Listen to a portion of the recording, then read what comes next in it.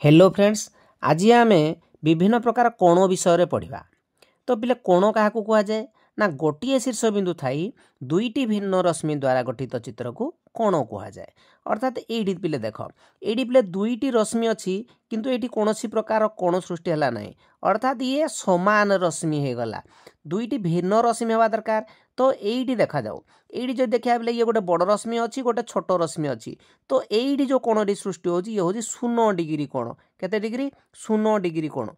कोणर माप को पिले डिग्री एकक प्रकाश करा जाए, डिग्री एभली। अर्थात आपको छोट 0 दिया जाए 0 डिग्री बोली आपको आम कहवा। अर्थात आपको आम कहवा शून्य कोण। कि कोण कहवा? शून्य कोण। तेणु दुईटी भिन्न रश्मि द्वारा आमर कोण सृष्टि होता है।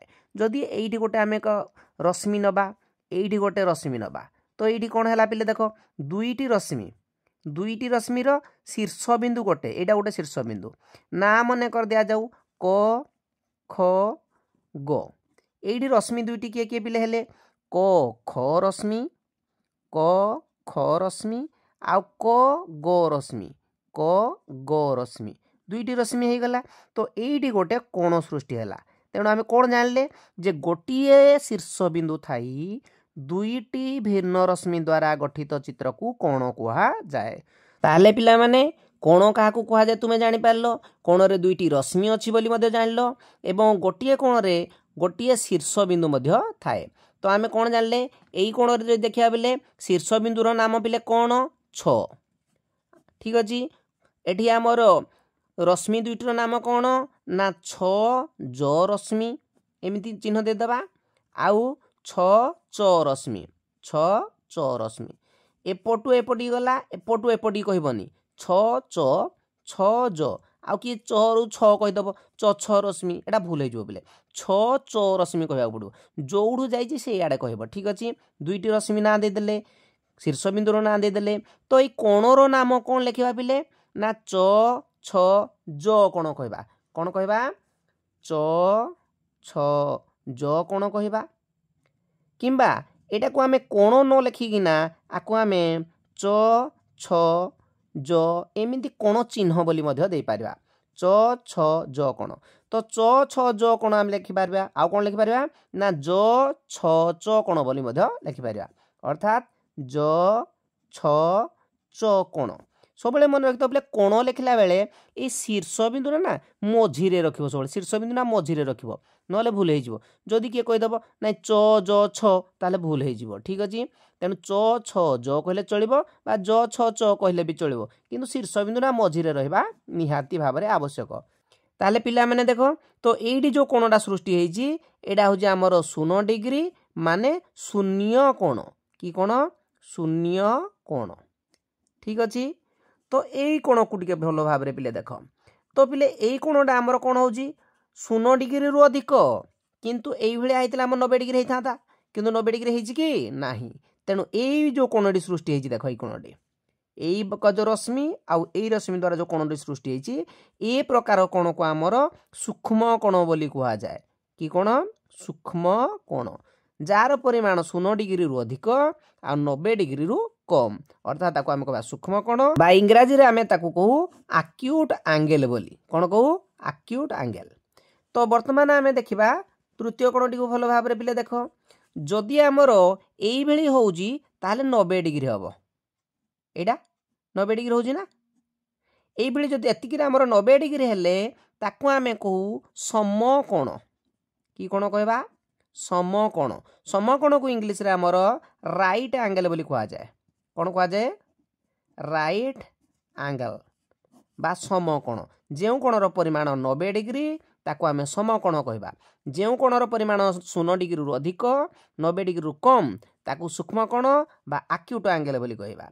तो कथा होची पिले समकोण रु जदि पुणी अधिका हे गला, जदि एई भली हे गला एई जाके ताले एडी कोण करबा माने 90 डिग्री रु अधिका हे गला। 90 डिग्री रु अधिका हे गले आमे ताको कहबा स्थूल कोण। कौन कहबा? स्थूल कोण। स्थूल कोण को इंग्लिश रे आमर ऑब्ट्यूज एंगल बोली कह जाए। Obtuse angle. ठीक अच्छे। कि कोण कह जाए? स्थूल कोण। जे कोणर परिमाण 90 डिग्री रु अधिक किंतु 180 डिग्री रु कम होइथबो पिले देखो एडी 90 डिग्री एटा हमर 90 डिग्री समय कोण 90 डिग्री अधिका हे गला किंतु 180 डिग्री हेनी एई जाय आइले जाय कि 180 डिग्री हबो 180 डिग्री हेइनी 90 डिग्री रु बेसी 180 डिग्री रु कम जदि कोणर परिमाण हला ताको आमे स्थूल कोण बा ऑब्ट्यूज एंगल बोली कहबा। एइडी पिले कोणटी को देखो एइडू जदि आमे देखबा एई जाके 90 डिग्री होजी पुणी एपटे भी 90 डिग्री होजी 90 डिग्री ये 90 डिग्री टोटल केते हे गला 180 डिग्री टोटल हेजबो 180 डिग्री प्रोट्रैक्टर दे पकेले मध्ये तुमर पिले एई जाय 180 डिग्री हुए एइडू एई जाय 180 डिग्री हबो बा एइडू एई जाके 180 डिग्री हबो ए प्रकार कोण को हमर 180 डिग्री जो कोणर परिमाण जे कोणर परिमाण 180 डिग्री ताको आमे सरल कोण बोली कहबा कोण कहबा सरल कोण को हमर इंग्लिश रे हमर कोण कहबा स्ट्रेट एंगल कोण कहबा स्ट्रेट STRAIGHT स्ट्रेट एंगल